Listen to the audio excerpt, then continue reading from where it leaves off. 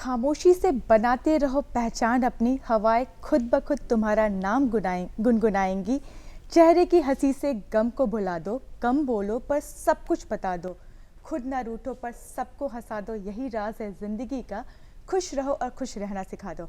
नमस्कार, आभार, अभिनंदन, स्वागत है हमारे सभी दर्शकों का उनके अपने पसंदीदा मॉर्निंग लाइव शो बिहार बिहान में। और आज के इस अंक में मैं हूं आपके साथ, आपकी दोस्त और होस्ट शक्ति। दर्शकों कहते हैं कि मानव जीवन लक्ष्य निर्धारित होना चाहिए, बिना लक्ष्य मानव या जीवन व्यर्थ है। अतः मानव जीवन को लक्ष्य निर्धारित बनाने के लिए हमें 3 चीज़ों की आवश्यकता होती है: जुनून, हौसला और अनुभव। जुनून हमसे वह करवाता है जो हम कर नहीं सकते, हौसला हमसे वह करवाता है जो हम करना चाहते हैं, लेकिन अनुभव हमसे वह करवाता है जो हमें करना चाहिए। और जब मनुष्य इन तीनों को अपने जीवन में प्रवेश देता है तो सफलता उसे अवश्य मिलती है। इस बेहद ही खास सोच और आस के साथ आज के दिन और आज के कार्यक्रम की शुरुआत करते हैं और नजर डालते हैं महात्मा गांधी द्वारा कहे अनमोल वचन पर।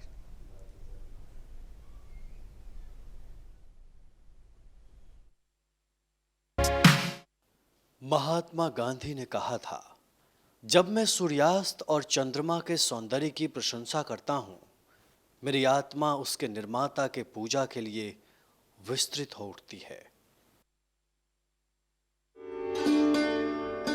तो चलिए स्वागत करते हैं हमारे आज के विशेष अतिथि का। आप है Sujit Kumar Singh, advocate, High Court, Patna. Sujit ji, आपका बहुत बहुत स्वागत है हमारे कार्यक्रम बिहार बिहान में। धन्यवाद। सुजीत जी, जैसा कि आज विश्व न्याय दिवस है, सबसे पहले आपसे जानना चाहूंगी कि क्या है यह न्याय दिवस और इसकी शुरुआत कैसे और कहां से हुई? Very interesting question.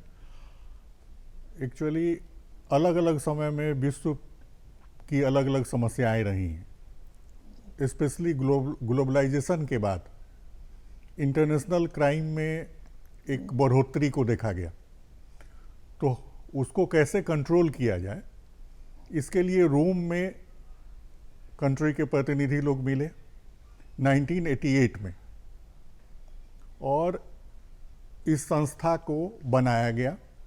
आज के डेट में 139 कंट्रीज इससे जुड़े हुए हैं, और विश्व की जो भी इंटरनेशनल प्रॉब्लम अपराध से रिलेटेड है उसको ये लोग डील करते हैं।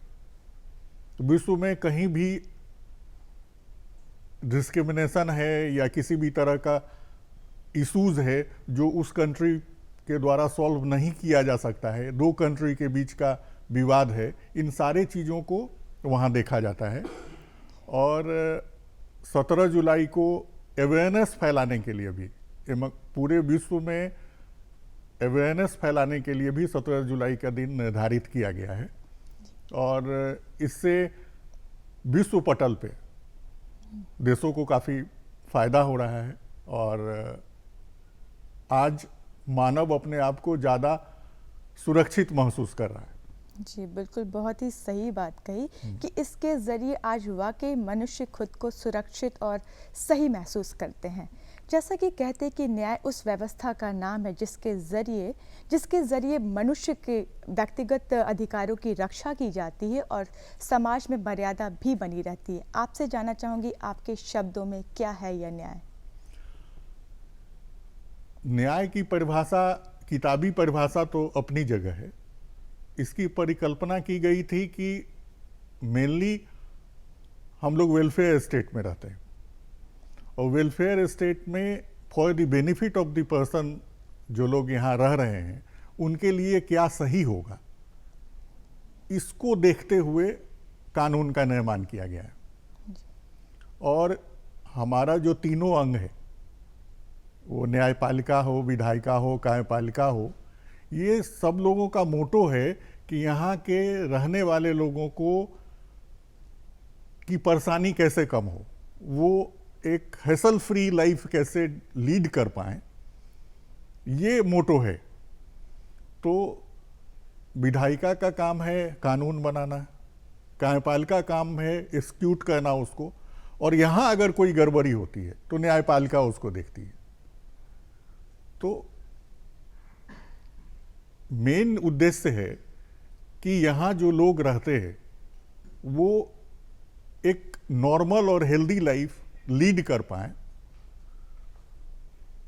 इसके लिए ये सारी व्यवस्थाएं बनाई गई। ये कहते हैं कि शिक्षा और जागरूकता न्याय की सबसे बड़ी पूंजी होती है, जिसके जरिए न्याय पाना बड़ा ही सरल हो जाता है। ऐसे में आपसे जानना चाहूँगी कितना महत्वपूर्ण है शिक्षित और जागरूक होना न्याय के संदर्भ में।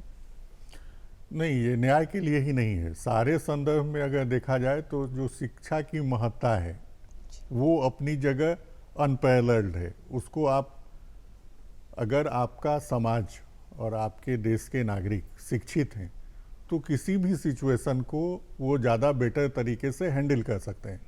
तो शिक्षा समग्र विकास के लिए आवश्यक है, तो विकास के साथ न्याय भी जुड़ा है।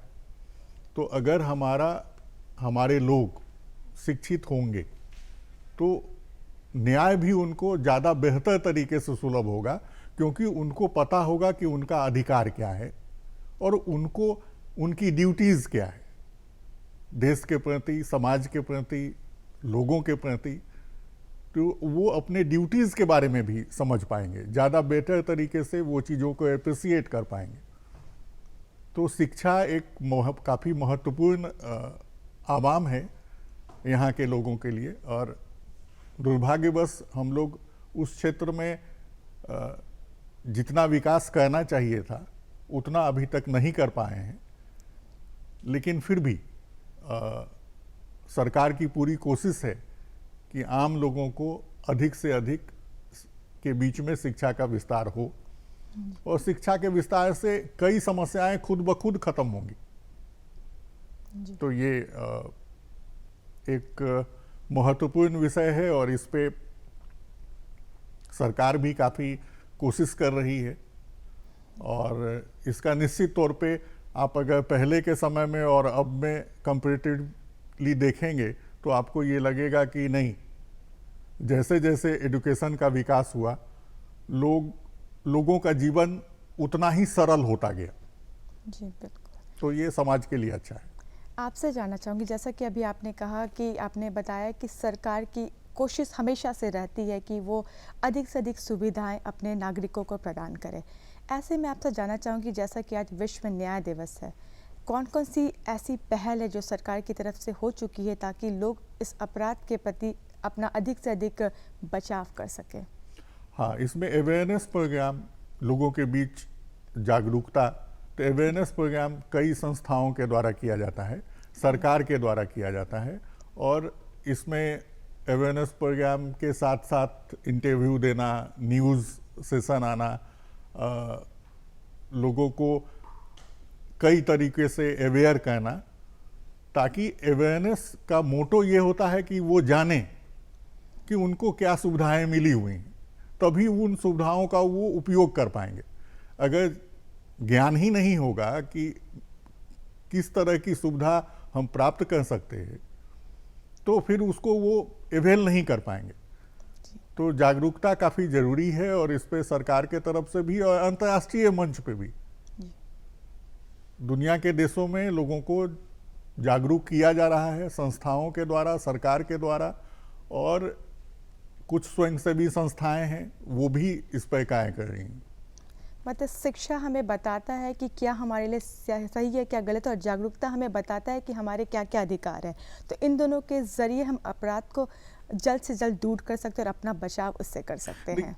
अपराध कंप्लीट खत्म होने का चीज़ नहीं है, उसका जो रेशियो है उसको हम लोग कम कर सकते हैं। बिल्कुल। एक तरीके से इन चीज़ों के द्वारा, इन टूल्स के द्वारा उनका जो रेट ऑफ ग्रोथ है उसको कम कर सकते हैं, उसको स्टेबल कर सकते हैं, उसको नीचे ला सकते हैं। अपराध को कंप्लीटली ख़त्म कर देना, ये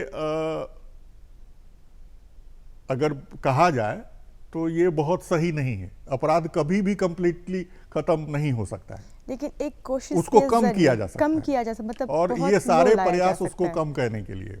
जी, मतलब एक उम्मीद है, एक आस है कि अगर इस टूल्स के ज़रिए हम कभी ना कभी इसे ख़त्म कर सकते हैं और अपना बचाव कर सकते हैं सर।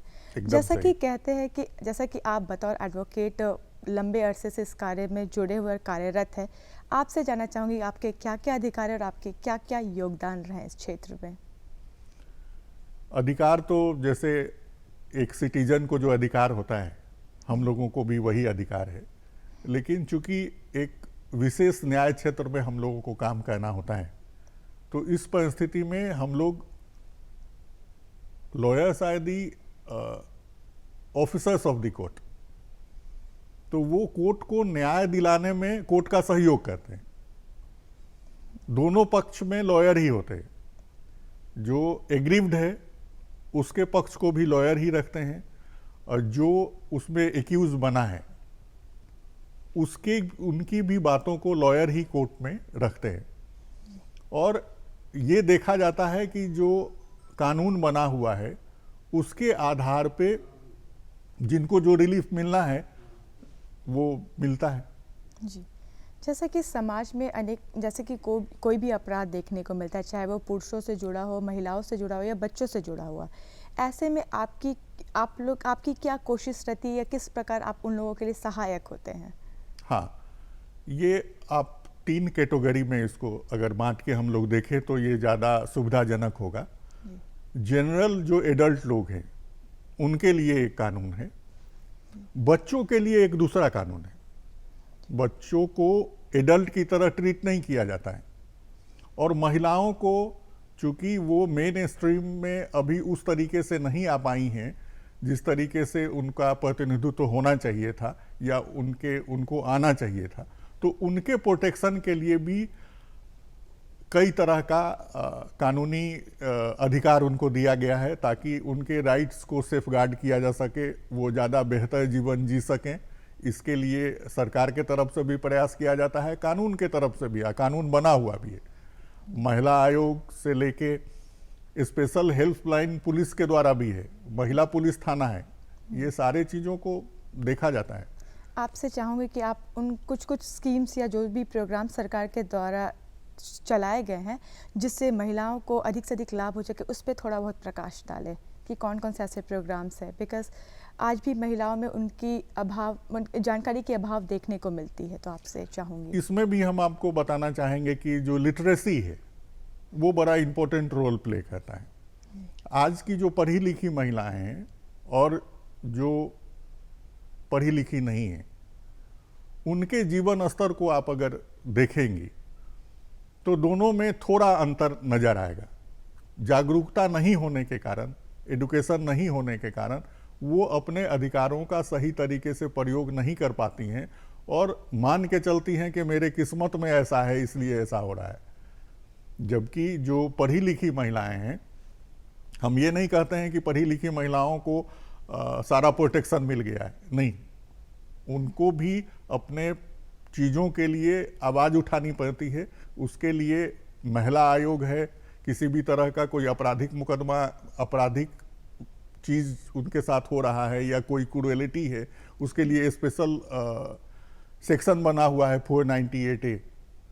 अगर इन लॉज या उनके फैमिली के द्वारा किसी भी तरह से उनको प्रताड़ित किया जा रहा है तो उसके लिए अलग कानून की भी व्यवस्था है। और वो पुलिस में भी महिलाओं के लिए एक अलग थाने का निर्माण किया गया है जिसको महिला थाना के रूप में जाना जाता है। वो हर एक डिस्ट्रिक्ट लेवल पे है और वहाँ पे जाके वहाँ की जो थाना अध्यक्ष होती हैं वो भी महिला होती हैं, तो महिलाएं वहाँ अपने आप को ज़्यादा कंफर्ट फील करती हैं। कंफर्ट वहाँ जाके, चूँकि महिला कर्मचारियों के बीच उनको अपनी बातें रखने में कोई झिझक या जो एक दबाव महसूस होता है वो नहीं होता है। वो फ्रीली अपने चीज़ों को, और उस टीम के द्वारा ये भी कोशिश किया जाता है कि किसी तरह का अगर छोटा मोटा डिस्प्यूट हो तो उसको दोनों लोगों को बुला के समझा के काउंसलिंग करके उस समस्या से निजात दिलाया जाए। जी, जैसा कि आपसे जानना चाहूँगी कि आप इस क्षेत्र में लंबे अरसे से जुड़े हुए हैं, आपकी क्या क्या भूमिका रही है और आप न्याय के किन किन आयामों से जुड़े हुए हैं? अब महिला को लेके अगर चलें तो अभी ज़्यादातर केस 498A का मतलब ये है कि जो cruelty by the family members of her husband to the women, इसका काफ़ी केसेस है। तो इसमें कई केसेस मेरे द्वारा भी किया गया है और इसमें कोशिश की जाती है कि मीडिएशन हो, और इसके लिए सरकार के द्वारा भी और कोर्ट के द्वारा भी मीडिएशन सेंटर बना हुआ है, वो डिस्ट्रिक्ट में भी है, हाई कोर्ट में भी है, और इन जगहों में कोशिश की जाती है कि चीज़ों को आपसी बातचीत करके, उनका काउंसलिंग करके चीज़ों को अपनी जगह पे सही तरीके से वापस कर देना। तो कई केसेस में हम लोग के कोशिश से एक टूटता हुआ परिवार, एक बिखरता हुआ परिवार फिर से जुड़ा है, तो खुशी होती है इन चीज़ों को कहने में। जी, अगर जब कोई अपराध बच्चों द्वारा किया जाता है तो उस मामले में किन किन बातों को मद्देनजर रख कार्रवाई की जाती है? बहुत अच्छा सवाल है। बच्चों का अलग कानून है। सबसे पहले तो 7 साल तक के जो बच्चे होते हैं उन पे किसी भी तरह का आपराधिक मुकदमा नहीं चलेगा, और ये आईपीसी में इसका प्रोविज़न दिया हुआ है। और फिर इसको अगर आप बताएं कि 7 साल से 12 साल के एज ग्रुप के जो लोग हैं, और फिर 12 साल से 18 साल, तो 7 साल से 12 साल के जो बच्चे हैं उनके लिए चिल्ड्रंस कोर्ट है, और 12 से 18 के लोग जो बच्चे हैं उनके लिए जुवेनाइल कोर्ट है। तो इन चीज़ों को ये देखा जाता है कि बच्चों का दिमाग परिपक्व नहीं होता है, वो नहीं समझते हैं कि हम जो कर रहे हैं उसका कंसिक्वेंसेस क्या होगा, इसकी जानकारी उनको नहीं होती है, वो फुल्ली ग्रोन अप नहीं होते हैं, उनका मानसिक विकास नहीं हो पाता है, और वो इन चीज़ों को नहीं समझ पाते हैं कि उनके द्वारा कारित किया गया कोई कार्य से उनका कितना नुकसान होगा। तो इन चीज़ों को देखते हुए जुवेनाइल जस्टिस एक्ट 1986 में आया, और फिर 2015 में उसमें अमेंडमेंट हुआ है, फिर 2000 में अमेंडमेंट हुआ है। खासकर निर्भया केस एक बड़ा फेमस केस है, और दुर्भाग्य है इस देश का कि इस तरह की घटना हुई। इस पे लोगों का सेंटिमेंट्स काफ़ी उभरा है। ये 2012 की घटना है, दिसंबर 2012 की घटना है, और निर्भया केस के बाद लोगों का जो सेंटिमेंट्स था, उस सेंटिमेंट्स को देखते हुए एक बर्मा आयोग का गठन हुआ था, और बर्मा आयोग के रिकमेंडेशन पे पार्लियामेंट के द्वारा कानून में संशोधन किया गया, जुवेनाइल कोर्ट के कानून में, और ये 2015 अमेंडमेंट इसको बोला जाता है। बाद में ये लागू हुआ 2016 में। इसमें मेन चीज जो है वो है कि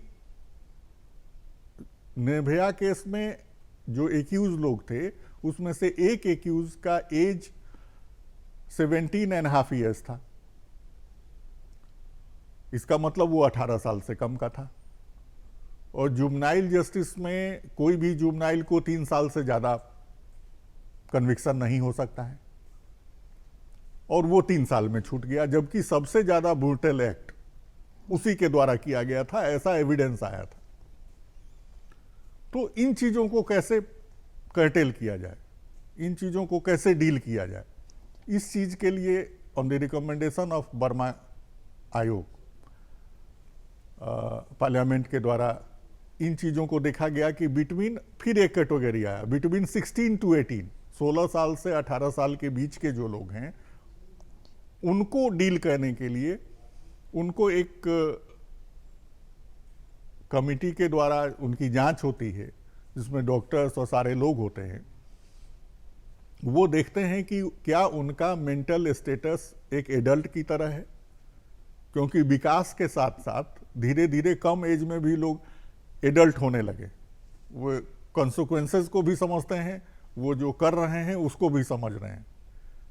तो उस रिपोर्ट के आधार पे 16 से 18 साल के जो अपराधी हैं, हीनियस क्राइम में, नॉर्मल क्राइम में नहीं, जो हीनियस क्राइम है जिसमें लाइफ इम्प्रिजमेंट या डेथ, कैपिटल पनिशमेंट तक का प्रावधान दिया गया है, तो वैसे केसेस में उन लोगों का भी ट्रायल जो एडल्ट का ट्रायल होता है उसी तरीके से होगा।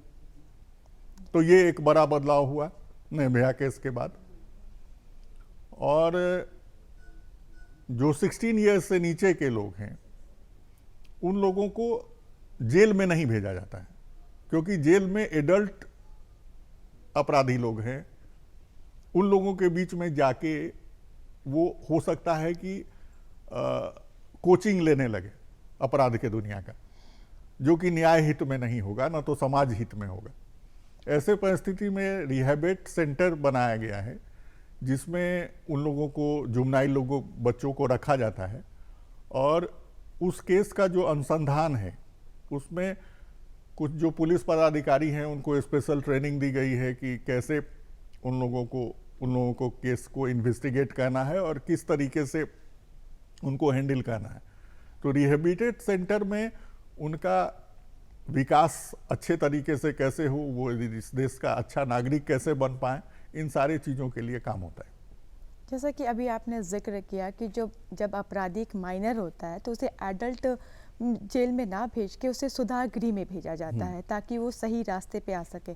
वहाँ पे ऐसे कौन कौन से कार्य किए जाते हैं जिससे यह सुधार उन माइनर्स में देखने को मिलते हैं? एक तो उनकी काउंसलिंग की जाती है, उनको उनका मेंटल स्टेटस अच्छा हो, वो ज़्यादा मैच्योर हो, कैसे हो पाए, इन चीज़ों के लिए एक्सपर्ट्स वहाँ जाते हैं, चीज़ों को देखते हैं। और वहाँ जो काम करने वाले लोग हैं उनकी नियुक्ति ही इस चीज़ के लिए होती है कि कैसे उनको एक बेहतर इंसान बनाया जा सके और जिस तरह के चीज़ों में वो बच्चा फंस गया था दोबारा वैसी चीज़ उससे नहीं हो पाए, इसकी कोशिश की जाती है। वहाँ के जो लोग भी हैं वो लोग कोशिश करते हैं। काउंसलर एज ए टीचर उन माइनर्स को मतलब अच्छे मॉरल वैल्यूज उनमें नर्चर करते हैं, उनके अंदर इनकलकेट करने की कोशिश करते हैं। जैसा कि आपसे जानना चाहूँगी कि आपने कई आपराधिक मामलों की कार्रवाई की होगी, चाहे वो माइनर से जुड़ा हो चाहे वो एडल्ट से जुड़ा हो। आपसे जानना चाहूँगी कि इसके क्या मुख्य कारण है जिसकी वजह से इंसान अपराध का रास्ता चुनता है? देखिए, ऐसे तो कई कारण हैं, लेकिन अगर बिहार के पृष्ठभूमि पे हम देखें तो अभी जो मेरा अनुभव रहा है उसमें है लैंड डिस्प्यूट एक बड़ा कारण है आपराधिक केसेस को कहने का। शुरू में जमीन संबंधी विवाद होता है, उसमें हल्के फुल्के झगड़े होते हैं और उसी में बात बढ़ते बढ़ते हत्या तक हो जाती है। तो जमीनी विवाद एक बड़ा कारण है हत्या जैसे गंभीर अपराधों को कारित करने में। तो अगर हम लोग जमीनी विवाद को कम कर पाएं तो इसका असर जो बड़ी घटनाएं हो रही हैं वो भी, उस पर भी कंट्रोल होगा। जी, जैसा कि सरकार ने हर अपराध से जुड़े कानून तौर तरीके बनाए हैं, लेकिन फिर भी कहीं ना कहीं कुछ हद तक ऐसे अपराध हो जाते हैं। तो ऐसे में आपसे जानना चाहूँगी कि समाज की क्या भूमिका होनी चाहिए ताकि वो अधिक से अधिक इस अपराध से अपना बचाव कर सके और इस अपराध को रोक सके? इसके लिए तो एक तो फिर से हम लोग उसी जगह पे आ रहे हैं कि एडुकेशन। हमको ये पता होना चाहिए कि हम जो कर रहे हैं उसका परिणाम क्या होगा। और अगर मेरे दिमाग में होगा कि हम जो कर रहे हैं तो हम बचेंगे नहीं, हम अगर गलत करते हैं तो हम बचेंगे नहीं, मेरे ऊपर सारी कार्रवाई होगी, तो हम वो काम करने से डरेंगे, वो काम कोशिश करेंगे कि हम नहीं करें। लेकिन अगर हमको लगता है कि हम कोई कुछ भी करें, कानून को तोड़ें और किसी भी तरह की कार्रवाई मेरे ऊपर नहीं होगी, हम बच जाएंगे, तो वो फिर इस चीज़ को एंजॉय करने लगता है। तो ऐसे परिस्थिति में उन लोगों को कोई भी अगर एक घटना घटती है उसका सही इन्वेस्टिगेशन और जो लोग उसमें इन्वॉल्व हैं उनको पनिशमेंट अगर मिलता है तो इससे समाज को काफ़ी फायदा होगा और इसमें अपराध के रेशियो में भी काफ़ी कमी आएगी। ऐसी कोई योजना या ऐसी कोई सरकार की लॉ या ऑर्डर जो आपको लगता है कि आम जनता को जानने की ज़रूरत है? कानून तो निश्चित तौर पे हर एक एस्पेक्ट को डील करता है और सारी चीज़ों के लिए प्रावधान बनाए गए हैं, लेकिन चूंकि लोगों को समझ में नहीं आती है, वो नहीं समझ पा रहे हैं, तो इसके अवेयरनेस के लिए कई तरह का सरकार के द्वारा भी और न्यायालय के द्वारा भी अवेयरनेस प्रोग्राम किया जाता है, जिसमें एक लोक अदालत भी है। लोक अदालत में किसी भी तरह का जो मतलब सिविल डिस्प्यूट है या इंश्योरेंस क्लेम, इससे रिलेटेड जो मैटर है, इन लोगों को आपसी समझ से उसको ख़त्म किया जाता है। एंड एक नया स्लोगन भी आया है कि justice at your door steps. तो इसकी भी पहल केंद्र सरकार और राज्य सरकार के द्वारा की गई है, जो कि काफ़ी स्वागत योग्य है और इससे काफ़ी फायदा मिलेगा लोगों को। जैसे कि आपने बताया कि justice at your door step, ऐसे में आपसे जानना चाहूँगी कि जैसे कि कई बार ऐसे बहुत सारे लोग होते हैं जो किसी कारणवश किसी आपराधिक मामले में फंस जाते हैं, जबकि वो निर्दोष होते हैं। तो ऐसे में वो मतलब किसी आर्थिक स्थिति या किसी कारणवश अपने लिए वकील या ऐसे कोई सुविधा नहीं कर पाते हैं, तो ऐसे में किस प्रकार सरकार या आप जैसे लोग उनके लिए सहायक होंगे? जी, कानून में प्रावधान है कि कोई भी आदमी अनडिफेंडेड नहीं रहेगा। सबको अपना बचाव करने का कानूनी अधिकार मिला हुआ है। तो एक तो अगर कोई एक्यूज बना, उसका प्रोडक्शन होता है कोर्ट में और उससे पूछा जाता है कि आपके तरफ से आपके केस का पैरवी कौन करेंगे। तो अगर उसके तरफ से कोई हैं तो बड़ी अच्छी बात है, वो उसका पैरवी करते हैं। अगर नहीं है तो कोर्ट प्रोवाइड करती है लॉयर्स को, कोर्ट के द्वारा प्रोवाइड किया जाता है। और इसके लिए हाई कोर्ट, डिस्ट्रिक्ट कोर्ट, हर एक जगह लॉयर अवेलेबल हैं, उनका पैनल बना हुआ है और वो लोग फ्री ऑफ कॉस्ट उनको जो कानूनी सलाह है या कानूनी प्रक्रिया में जो पार्टिसिपेट करना है, इस चीज़ के लिए वो लोग काम करते हैं। जी, जैसे कि अभी आपने जिक्र किया जस्टिस एट योर डोर, ये इनमें कौन कौन सी चीज़ें आती हैं इसमें? जैसे कि अगर आप देखें तो पंचायती राज व्यवस्था जो अपनाई गई है, उसमें जो इलेक्टेड पर्सन है ग्रामीण इलाके में, सरपंच, मुखिया, पंच, तो इन लोगों को कुछ कानूनी अधिकार दिए गए। सरपंच को कुछ कानूनी अधिकार दिए गए हैं कि लोकल इश्यूज पे अगर किसी तरह का छोटा मोटा घटना घट रहा है तो उसको ग्राम कचहरी में उसका निष्पादन हो। तो ग्राम कचहरी होने से ये होता है कि उन लोगों को आना नहीं होता है कि आप पुलिस के यहाँ जाएं, न्यायालय में जाएं। न्यायालय तो मुख्यालय में होता है या सब डिवीज़न में होता है, गांव में या पंचायत लेवल पे तो कोई व्यवस्था नहीं है। तो उनको आने में जो परेशानी होती है, तो उन चीज़ों को कैसे कम किया जाए, इसके लिए जो सरकार की योजनाएं हैं और इस योजनाओं के तहत ग्राम कचहरी को, और ग्राम कचहरी के प्रमुख जो होते हैं वो सरपंच होते हैं। और तो सरपंच एक न्यायाधीश की भूमिका, छोटे न्यायाधीश की भूमिका अपनाता है और उनको असिस्ट करने के लिए लॉ ग्रेजुएट्स को न्याय मित्र के रूप में रखा जाता है ताकि एक सही न्याय हो सके। तो ऐसे परिस्थिति में छोटे छोटे जो विवाद हैं वो बड़ा रूप नहीं ले पाता है, क्योंकि कोई भी क्राइम इनिशिएट होता है छोटी छोटी चीज़ों से। तो अगर छोटी छोटी चीज़ों को ही हम कर्टेल, अगर उस पर हम देख लेते हैं उन चीज़ों को और पार्टी एग्रीव्ड नहीं होता है, तो ऐसे स्थिति में इसका लाभ मिलता है। बिल्कुल। तो ये एक परिकल्पना अच्छी है। ये तो थी आपकी भूमिका और आपके योगदान की बातें।